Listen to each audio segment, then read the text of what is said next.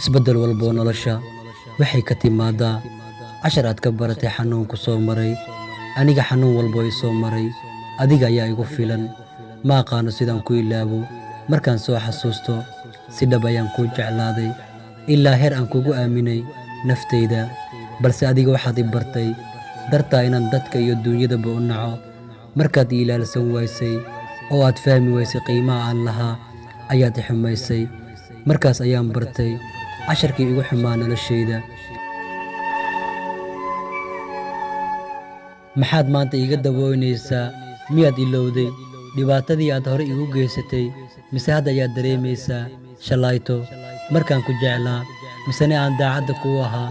mise markaan kaa tegay ayaan noqday qofkii aad jeclayd?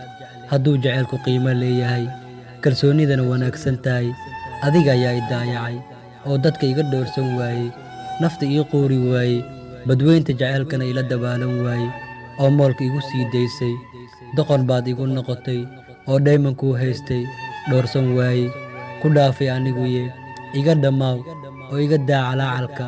lagama yaabo inaan qalbigayga kugu soo dhaweeyo mar labaad.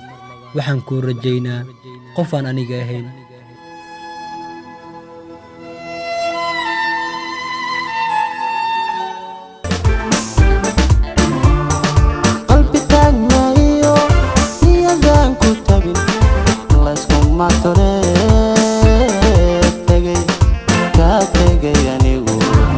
telefonka ida time kuma heli karo